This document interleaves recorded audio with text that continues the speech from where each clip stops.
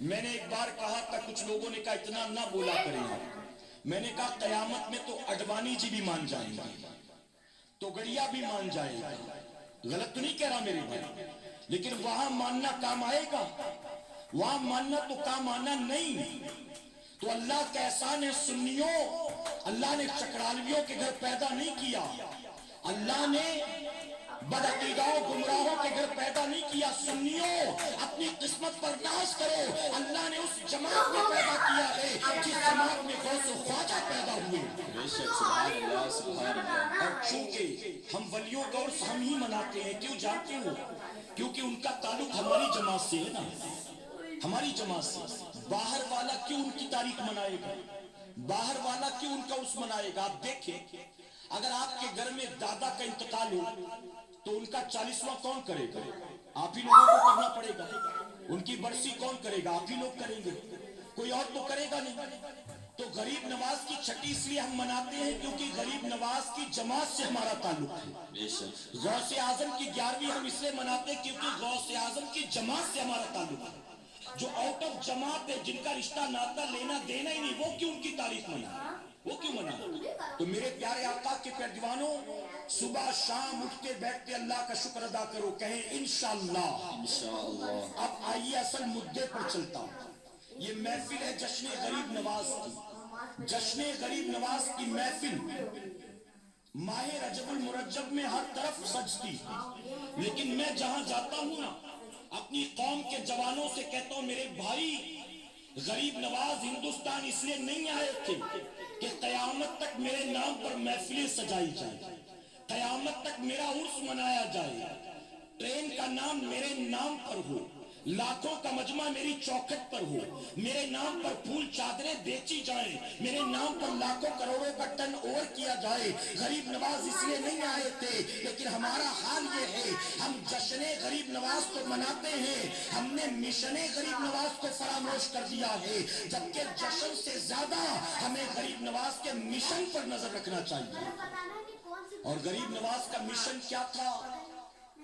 غریب نواز خود سے آئے نہیں، غریب نواز کو مدینے کے تاجدار نے بھیجا. بے شک سبحان اللہ. اپنی مرضی سے نہیں آئے تھے، بلکہ میرے آقا کی مرضی سے آئے تھے. اور میرے پیارے آقا کے پیروانوں ایک مشن لے کر آئے تھے، ایک ٹارگٹ لے کر آئے تھے، ایک ایم لے کر آئے تھے، ایک مقصد لے کر آئے تھے. آپ جانتے ہیں غریب نواز کی ٹوٹل عمر 97 سال، 97 ایئرس. اور 97 سال میں میرے غریب نواز نے تقریباً 95 لاکھ لوگوں کو کلمہ پڑھایا. سبحان اللہ سبحان اللہ. سمجھے نہیں آپ؟ لگتا ہے کچھ لینگویج پرابلم تو نہیں ہے نا؟ تو جیسے سینوں سے آواز آنی چاہیے سبحان اللہ کی، وہ آئی نہیں. غریب نواز نے 95 لاکھ لوگوں کو کلمہ پڑھایا. سبحان اللہ سبحان اللہ. میرے بھائی، کسی ایک کو کلمہ پڑھانا کوئی معمولی بات ہے؟ ہمارے بچپن کا دوست ہمارے ساتھ ٹک ٹاک پر، پب جی پر، یوٹیوب پر، فیس بک پر ہر جگہ رہتا ہے، لیکن مسجد میں اس کو ہم لے نہیں جا پاتے ہیں. ہم کہتے ہیں چل نماز پڑھنے، وہ نہیں آتا. ہمارے ساتھ بچپن سے ہم نمازی نہ بنا سکے، اللہ کی توفیق سے ہم نے داڑھی رکھا، ہم اس کو داڑھی کی دعوت نہ دے سکے. ماں باپ کے باغی اور غدار کو ماں باپ کا وفادار نہ بنا سکے. ایک شرابی اور جواری کو ہم نیک نمازی نہ بنا سکے. اپنے جیسے کلمہ پڑھنے والے مسلمان کو جو گناہگار و سیاہکار تھا ہم نیک نہیں بنا پاتے ہیں. اور غریب نواز نے مسلمانوں کو کلمہ نہیں پڑھایا ہے، بلکہ جن کی رگوں میں کافر باپ دادا کا خون دوڑتا تھا، وہ جو صدیوں سے کفر کے اندھیرے میں ڈوبے ہوئے تھے، میرے غریب نواز نے ایسے 95 لاکھ لوگوں کو اس دلدل سے نکالا ہے اور ان کی آوارہ پیشانیوں کو اپنے رب کی بارگاہ میں جھکا دیا. سبحان اللہ سبحان اللہ سبحان اللہ. کوئی معمولی کام ہے میرے بھائی؟ میں تو انہیں بھی چیلنج کرتا ہوں جو کہتے ہیں ہم نبی کی طرح اور نبی ہماری طرح ہے. معاذ اللہ، ظالم نبی سے برابری کا دعویٰ کرتا ہے، نبی کے نواسے کی برابری کر کے دکھا دیا. انہوں نے 95 لاکھ کو پڑھایا، تو 95 لوگوں کو پڑھا کے دکھا دیا. 95 لوگوں کو. میرے پیارے آقا علیہ الصلوۃ والتسلیم کے پیروانوں، تو کتنا بڑا کارنامہ انجام دیا غریب نواز. آپ جانتے یہاں پر ایک روایت ملتی ہے، حالانکہ اکثر روایتوں میں یہ ہے کہ غریب نواز جب نکلے تھے سفر پر تو اس سے پہلے والدہ کا انتقال ہو چکا تھا، لیکن ایک روایت یہ بھی ملتی ہے، ہماری ماں بہنیں سن لیں، فضائل کے اعتبار سے بیان کی دیتا ہوں۔ غریب نواز جب مدینہ شریف سے ہوتے ہوئے، لاہور سے ہوتے ہوئے ہندوستان کی سرحد میں داخل ہونے والے تھے، تو سرحد میں داخل ہونے سے پہلے آپ کے ہاتھوں پر تقریباً 1 لاکھ لوگوں نے کلمہ پڑھا۔ سبحان اللہ سبحان ابھی اللہ ہندوستان پہنچے نہیں، ابھی اجمیر آئے نہیں، ابھی تو سرحد میں داخل ہونے سے پہلے 1 لاکھ لوگوں نے اسلام قبول کر لیا۔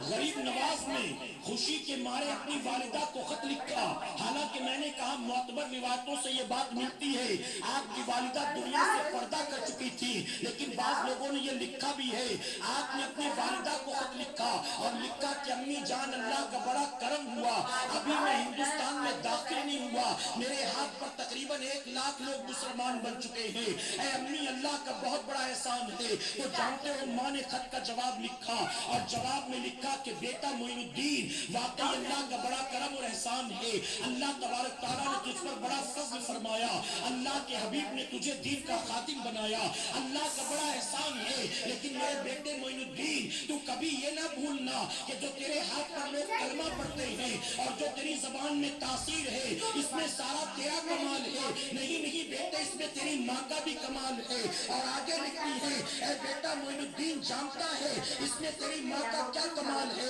اللہ گواہ ہے جب بھی میں نے تجھے دودھ پلایا تھا کبھی بنا وضو کے دودھ نہیں پلایا تھا، پہلے وضو کرتی تھی، قرآن کی تلاوت کرتی تھی اور پھر میں تجھے دودھ پلاتی تھی، اور یہ اسی دودھ کا نتیجہ ہے اللہ نے تیرے دل کے اندر تقویٰ پیدا کیا ہے، اللہ نے شب بیداری عطا کی ہے، اللہ نے محبوب کی محبت عطا کی ہے، اللہ نے اپنا خوف عطا کیا ہے، یہ جو تیرا اخلاق اچھا ہے، تیرا کردار اچھا ہے، تیری آنکھوں میں شرم ہے، تیری زبان میں تاثیر ہے، یہ تیری ماں کی دودھ کی تاثیر کا نتیجہ ہے۔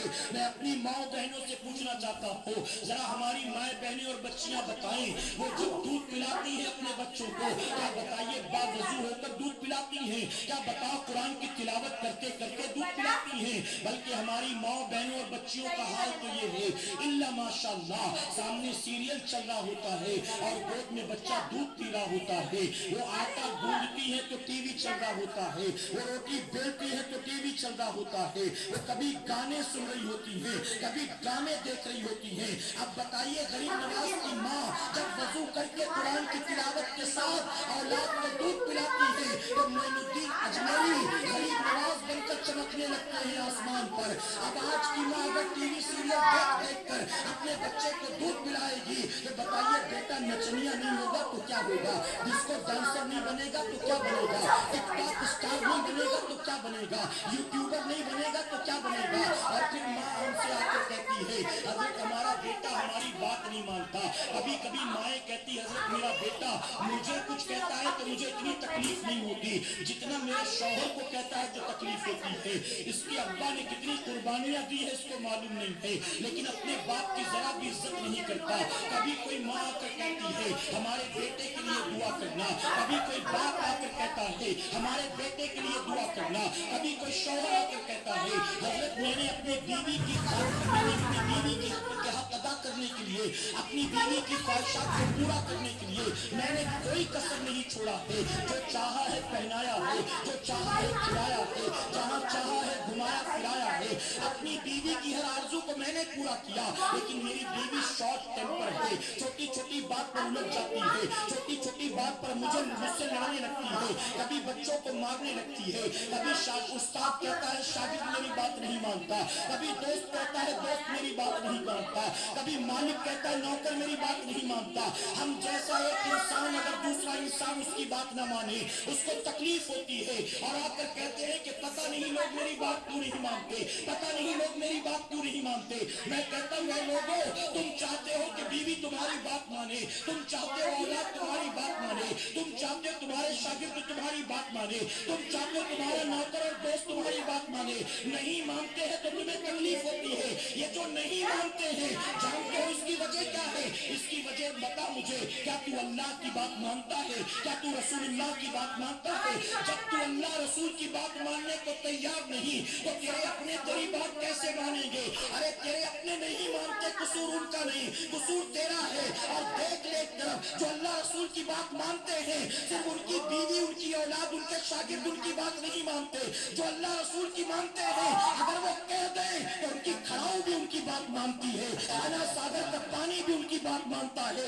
अरे जोगी जयपाल आदमी था पृथ्वीराज चौहान का, लेकिन अगर वो कह दें तो जोगी जयपाल भी उनकी बात मानता। सुभान अल्लाह, सुभान अल्लाह। क्यों मानते हैं? वजह क्या? वजह यह है कि उन्होंने जिंदगी भर अल्लाह की बात माना है, रसूलुल्लाह की बात माना है, अपने नफ्स को फॉलो नहीं किया, अपनी ख्वाहिशात को फॉलो नहीं किया।